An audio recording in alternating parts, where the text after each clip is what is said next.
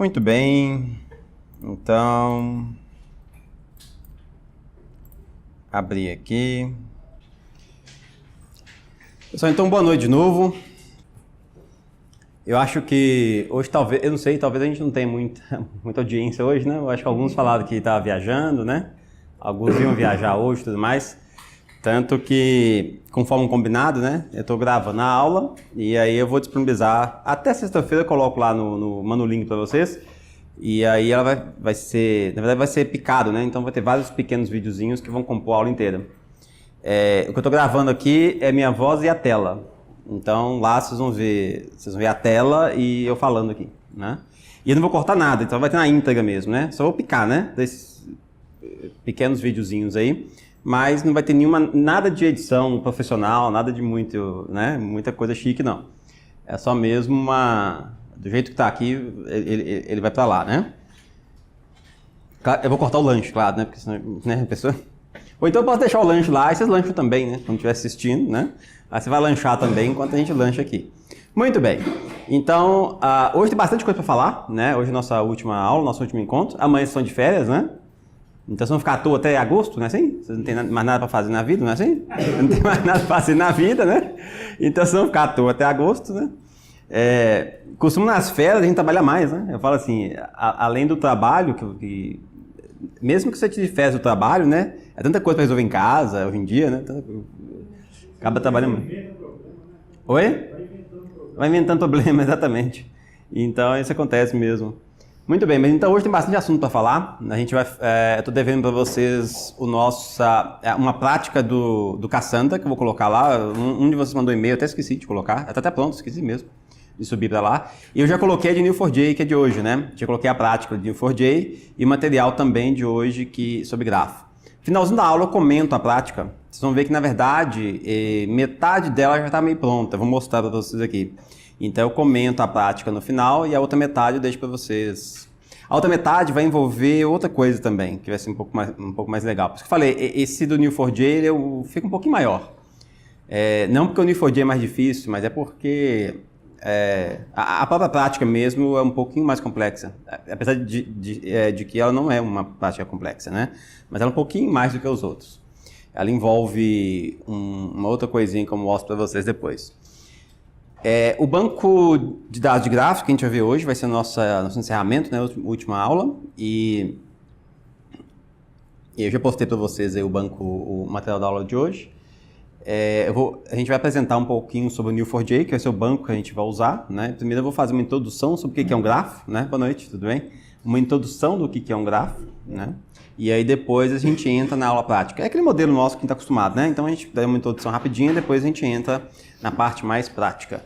Então, e também eu mostro para vocês, isso aí não tem tanto a ver assim com a disciplina, mas é só um extra. Eu mostro, já até postei lá, eu mostro para vocês como colher tweets, né? Então, o que eu tinha prometido, né? Hoje a gente vai fazer no intervalo, antes do intervalo, isso aí em 10 minutinhos eu mostro, é pequeno. Eu paro aqui 10 minutinhos, a gente faz aqui a gente vai colher tweets e a gente deixa colhendo tweets ao longo do lanche. Aí depois do lanche a gente vê o que aconteceu, né? A gente vê quantos tweets a gente conseguiu coletar. E esses tweets, vocês vão ver que eles são no formato JSON, assim, você baixa os tweets no formato JSON, baseado numa consulta que você faz. Você passa uma hashtag, uma palavra, ele faz aquela consulta, e aí ele retorna para você um monte de tweets, todos em JSON. Aí você pode manipular da maneira que você quiser. Você pode, por exemplo, jogar no MongoDB. Pode pegar, como já vem em JSON, né? Você joga lá, monta o formato JSON, igual a gente fez um exemplo desse na aula do Mongo, né? Você monta o formato JSON e joga direto no MongoDB. Isso é a maneira mais crua de fazer, vamos dizer assim. Talvez o mais apropriado seria você extrair apenas informações interessantes. Então você pode processar esse tweet, fazer um pré-processamento para extrair apenas o que te interessa. Por exemplo, às vezes o que interessa a você é apenas o tweet de fato, o texto do tweet. Então você pode pegar só o texto e jogar o resto fora. Porque vocês vão ver que é muita coisa que ele traz. E jogar no Mongo, né? Oi? Eu falei bem simples, vou só pegar mesmo, baixar para vocês verem, né? Aí depois, mas aí o resto a gente já viu alguns exemplos aqui, né? Como faz. Você pode só pegar um parâmetro, né? Do tweet quando vem. Uma outra coisa que também foge da nossa disciplina aqui, mas eu vou colocar o link para vocês, quem quiser brincar aí nas férias, né? Tem um link na internet que é legal, que ele ensina passo a passo você fazer análise de sentimentos. Então ele vai desde a coleta do tweet, fazer o pré-processamento desse tweet, porque na prática a gente não pega o texto cru e faz um processamento dele. A gente, antes de processar o texto, a gente faz uma tokenização, você tem que transformar aquele texto em alguma coisa para ficar fácil na hora de consultar. Então ele ensina esse passo a passo e no final ele ensina a fazer análise de sentimentos. Então quem quiser brincar aí nas férias, né? Então vale a pena aí se divertir. Tudo em Python, é tudo em Python, e aí você pode usar o MongoDB para apenas armazenar os tweets que vão sendo recuperados, né? Então isso é só uma diversãozinha para vocês aí nas férias, né? Evidentemente que isso não é prática, não é trabalho não, isso é só, né? Isso é extra, né? Isso também não é ponto extra não, digo assim, é só uma brincadeira, você vai se divertir aí nas férias, tá? Muito bem, o link de vocês estão aí. Esse livro aqui eu trouxe também do Neo4j, tá? Na verdade não é o livro do Neo4j, ele foi escrito pela equipe do Neo4j e é um livro sobre banco de dados de grafos para iniciantes. Ele tem umas 30 páginas, não sei. E ele vai ensinar o básico, o que é um grafo, é o que eu vou falar aqui, né? Só que ele vai detalhar um pouco. Oi? 46 páginas? Exatamente. E ele é gratuito, você pode entrar lá no site do Neo4j, preenche um cadastro lá, nome, e-mail, telefone, mas é tranquilo. Preenche lá o cadastro e aí ele te direciona para a página de download, né? Então vale a pena. E tem um outro lá também que eu esqueci de colocar aqui. Quando você entra na página, ele vai te mostrar 2 livros. Tem esse e tem um outro também que eu esqueci de colocar aqui, mas o outro não cheguei nem a baixar não, mas vale a pena olhar também. Então vejam só, voltando aqui ao nosso problema inicial, considera uma aplicação que contém o perfil de músicas, bandas, álbuns e músicas, né? Então, que foi o que a gente vem trabalhando aí nas nossas últimas 6 aulas, né? Só relembrando. Suponha agora, né, que seja necessário o cadastro de músicas e bandas para mapear as parcerias formadas pelos artistas. Então suponha que agora... A gente já trabalhou muito, né, com esse modelo aqui. A gente já fez primeiro um sistema de votação, não foi? Um sistema de votação a gente fez de artistas online, né, usando o Reds.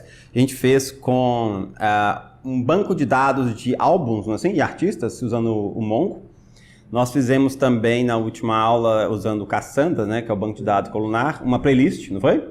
Uma playlist também usando o banco de dados colunar. Inclusive, uma outra coisa legal também, só abrindo parênteses aqui sobre o Cassandra, quem quiser se divertir com playlists e o Spotify, eu comentei com vocês, né, tem uma API para você baixar, em Python também, para você baixar conteúdo dele lá dentro, né? Você pode baixar o conteúdo de playlist e tudo mais, pode montar um banco de verdade de playlists, né? Então, quem quiser se divertir também vale a pena. Então, agora nós queremos trabalhar com a questão de relacionamento entre os artistas. Então, agora vejam que o relacionamento passa a ser importante, né? Então, agora nós queremos mapear relacionamento entre artistas e músicas e suas parcerias, né? Podemos armazenar músicas e músicos que gravam e compõem, né? Ou seja, eles podem ter gravado ou podem ter... ou podem compor determinada música, né? E encontrar as relações entre esses músicos, então, no banco de dados. Então, esse que é o nosso objetivo aqui. Vejam, né? Como sempre, né? Eu sempre faço uma... comparando aqui com o modelo relacional. Nós podemos implementar essa parceria, ou seja, um banco de dados no nosso sistema. Pensa no sistema único, né? Nós podemos implementar essa parceria usando o modelo relacional? Podemos, não podemos? Então a gente pode implementar essa parceria utilizando o modelo relacional. E é assim que ficaria. Então vejam só, eu tenho músicas, vocês estão vendo ali do lado de lá? Eu tenho músicas, né?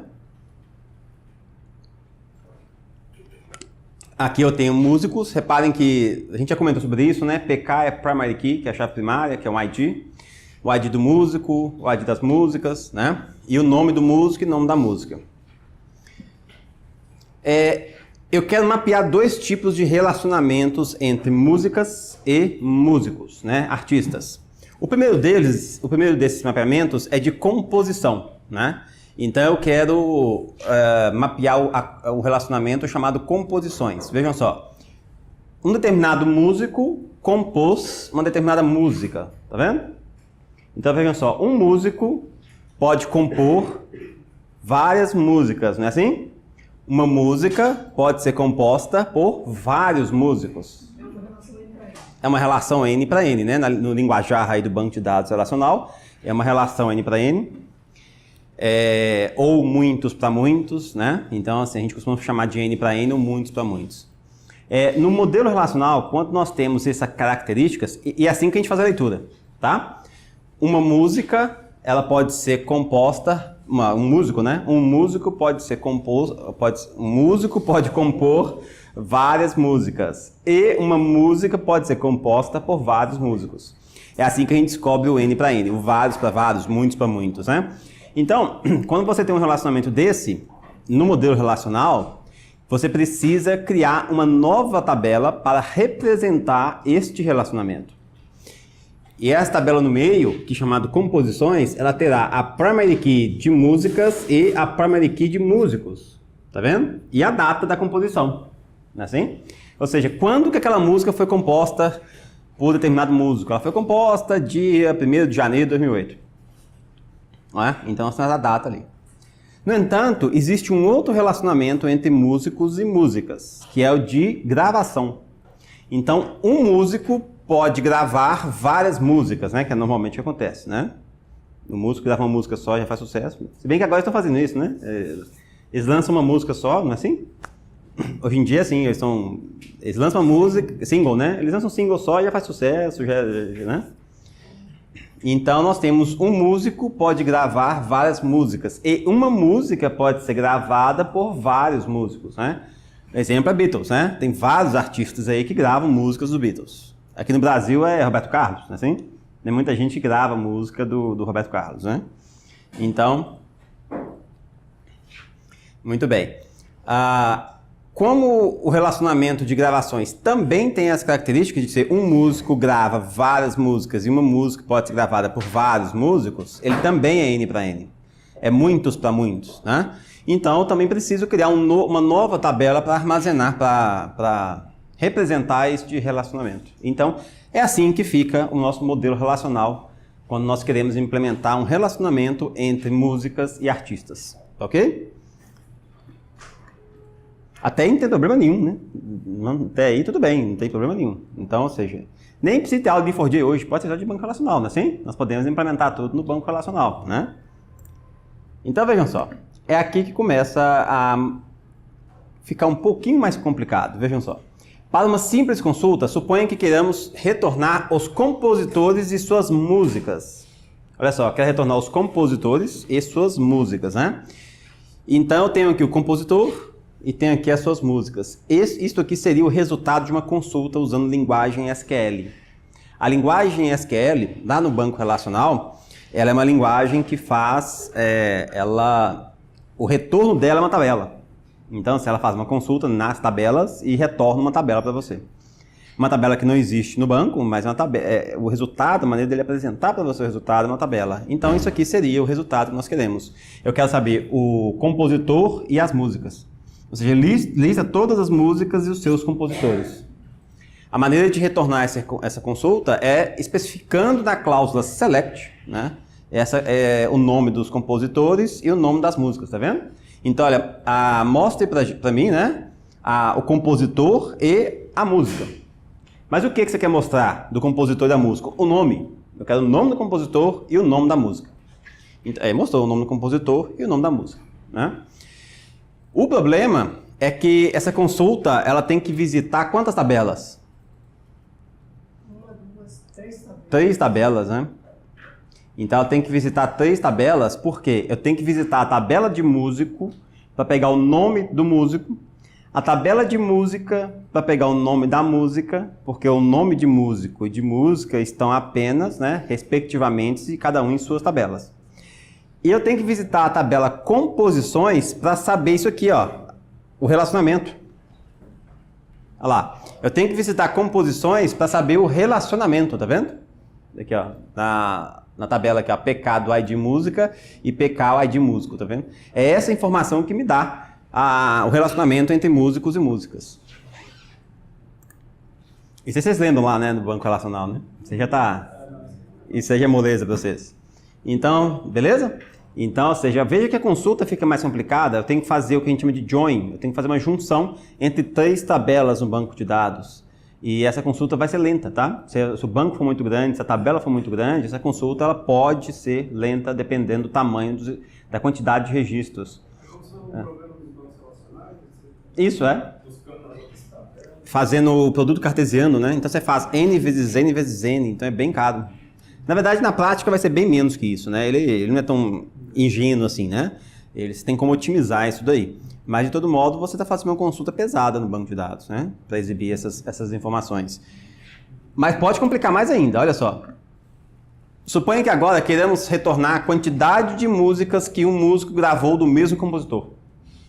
Então, dependendo da complexidade da consulta que você fizer no modelo relacional, olha a complexidade da query. Olha a complexidade do seu select, né? Tem vários joins ali, né? Então, você está fazendo muitas visitas, você está revisitando as tabelas 2 vezes. Então, repare que dependendo do tipo de consulta, dependendo do tipo de informação que você precisa, as suas consultas vão ficar bem complicadas, tá? De novo, quem quer saber mais sobre isso, tá, pessoal? Nós temos material que eu disponibilizei para vocês, né? Aquele material tá lá sobre o banco relacional, então quem quer se aprofundar mais em banco relacional é interessante. Mesmo para cientistas de dados, saber o relacional é importante, tá? O SQL. Inclusive, eu vi recentemente um link, eu posso até colocar lá para vocês, explicando a importância de aprender SQL, né? Então, ele explica lá a importância de aprender SQL, que é relevante, não é, né?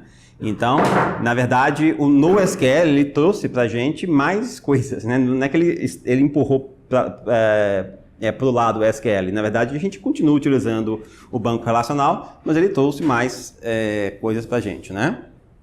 Inclusive, tem até uma coisa legal que, acho que nesse artigo que fala, né? Eu falei com vocês que NoSQL é not only SQL, né? Então, é not only SQL, não é assim? Ele até prefere fazer isso aqui, ó. Ele faz assim, ó. Not only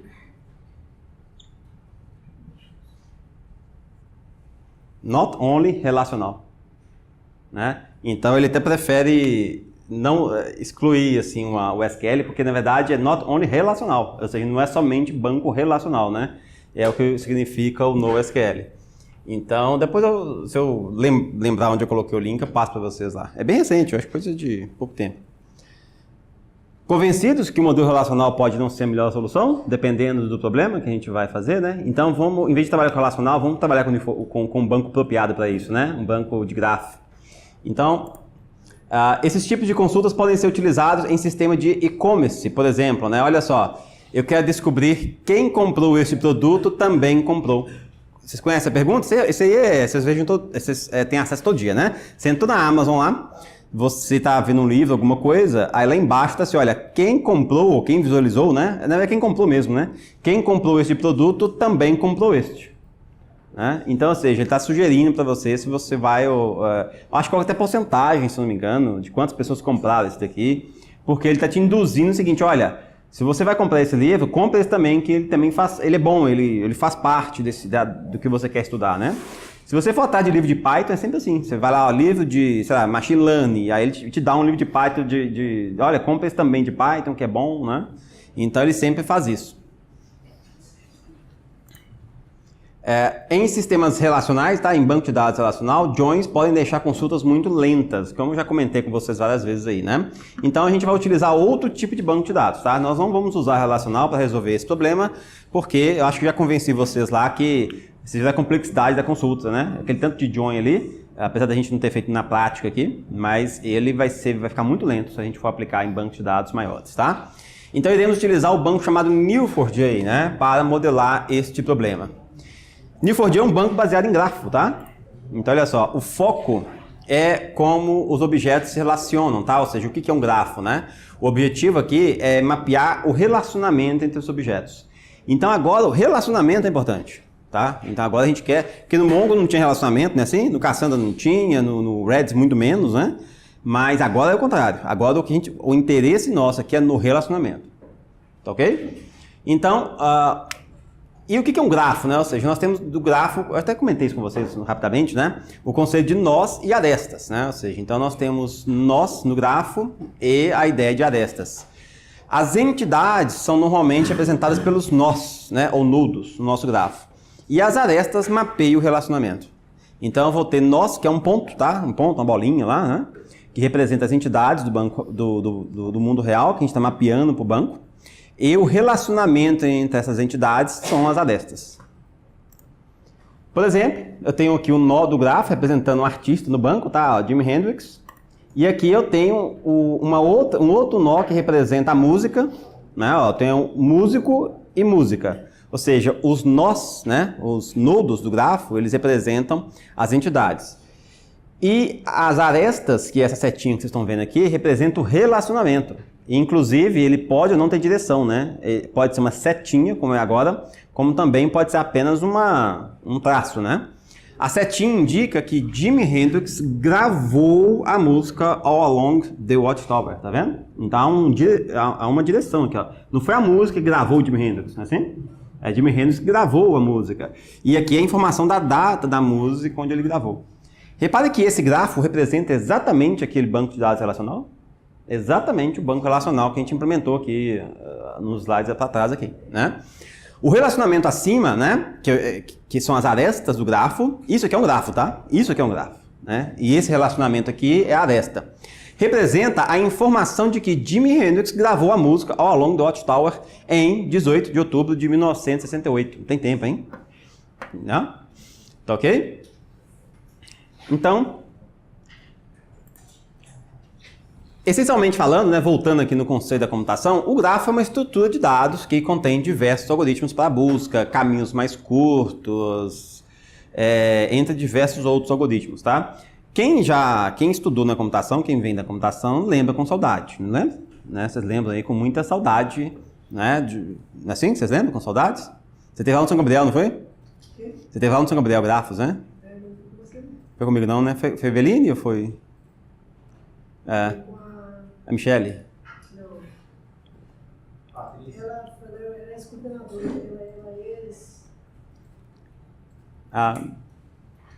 ela era tipo assim, ela era coordenadora do SEI, que era... É Lucila.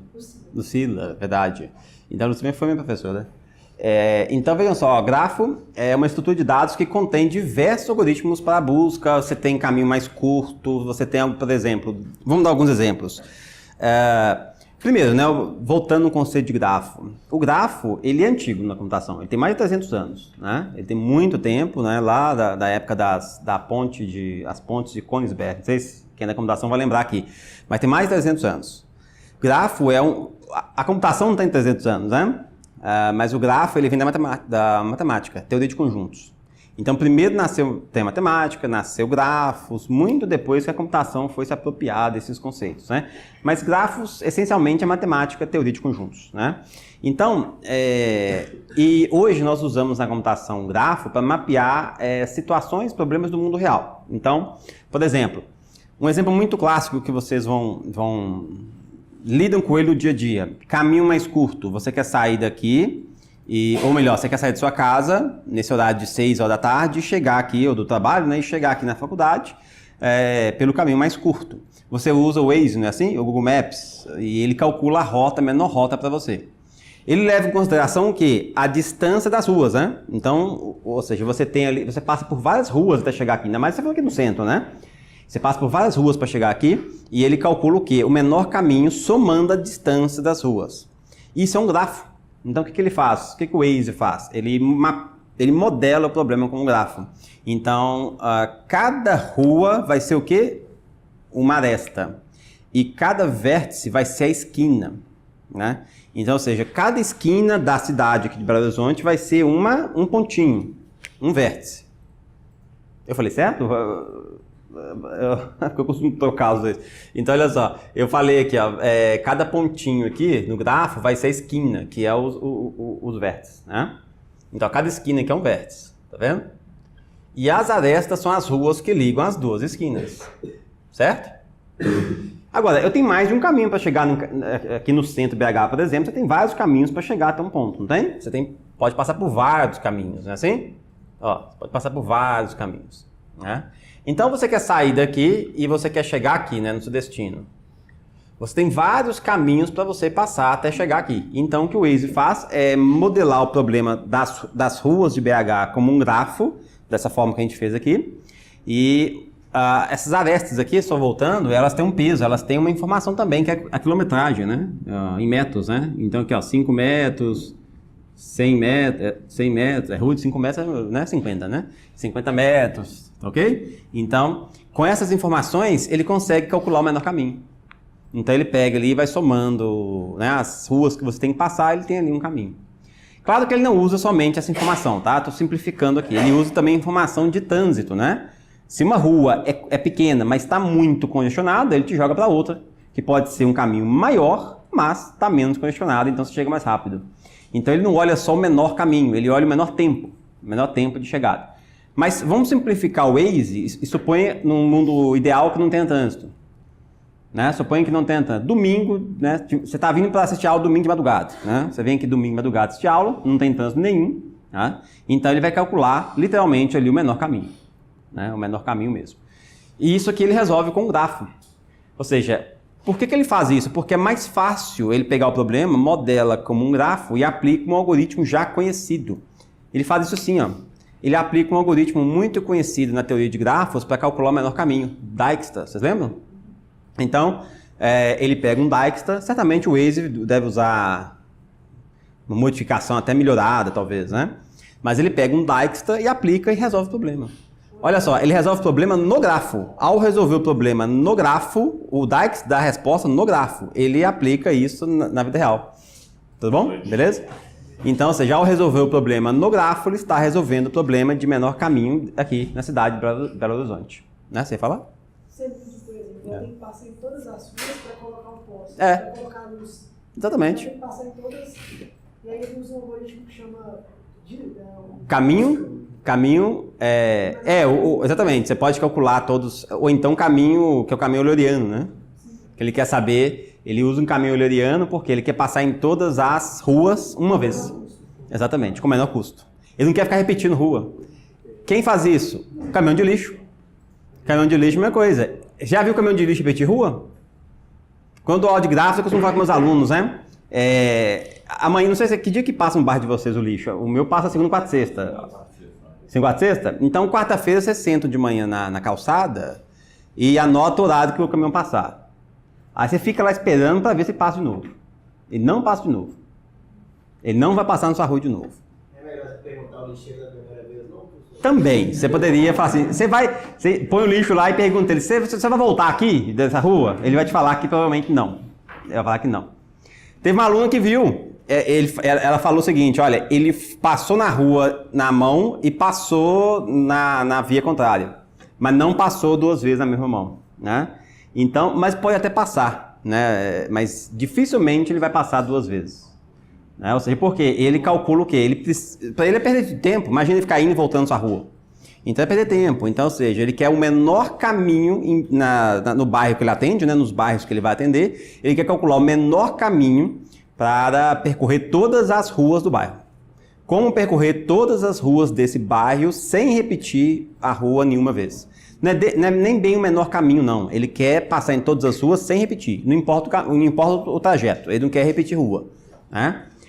Ele consegue fazer isso se o grafo for um grafo euleriano. Né? Aí ele consegue fazer teoria de grafos lá, porque o grafo euleriano garante que você consegue passar em todas as ruas sem repetir nenhuma delas. Se o grafo não for euleriano, infelizmente ele vai ter que repetir uma ou outra, mas aí o algoritmo que calcula a rota dele certamente vai minimizar essa repetição. Então por isso que ele pode até passar na sua rua duas vezes. Se passar, sua rua é premiada, viu? Porque o algoritmo vai fazer ele passar o mínimo possível, né? Ou seja, ele vai passar em pouco. Se ele passar se ele repetir rua, ele vai fazer isso uma quantidade mínima de ruas. Então sua rua é premiada. É porque não tem alternativa mesmo, exatamente, né? Aí sua rua foi premiada pelo, né? Então, aí você já sabe, se você atrasar com lixo, ele volta, né? Você já sabe que ele vai voltar, né? Coloração de mapas. Hein? Colorir mapa. Então tem diversos problemas. A gente poderia ficar um semestre inteiro aqui falando dos problemas de grafos, né? Então, para quem é da computação já sabe, para quem não é da computação e tiver mais interesse, né? Então, tem uma literatura vasta aí para grafos, tá? Então... Banco de dados geográficos, exatamente. Então você tem assim, você quer mapear justamente pontos, localidade, né? Latitude e longitude, né? Fazer isso aí no comando que você Não, é complicado. O SQL Server, que é um banco relacional, ele tem, né? Ele tem um tipo de localização, né? Agora ele implementou isso recentemente, então você consegue fazer. Uma aplicação você pode fazer isso em desenho mesmo, você vai colocando os pontos, gera um mapa. Depois ele joga no relacional. Ele mapeia, né? Você coloca um código e joga para outro negócio. Ele mapeia para o relacional, né? Dá mais trabalho. Se tiver muita informação, se tiver muita informação, dá trabalho. Porque, olha, por exemplo, isso aqui. Outro exemplo de grafo, rede social. Olha só, isso aqui é uma rede social, tá vendo? Cada fotinha dessa aí é uma pessoa e cada tracinho desse aí é uma aresta, né? Ou seja, é o relacionamento entre duas pessoas. Então, o que nós temos aqui, por exemplo, nessa rede social, nós temos as pessoas que são os nós e as arestas são as amizades, né? Então, se uma pessoa é amiga da outra, existe uma aresta ligando as duas. O Facebook é assim. O Facebook não tem amizade?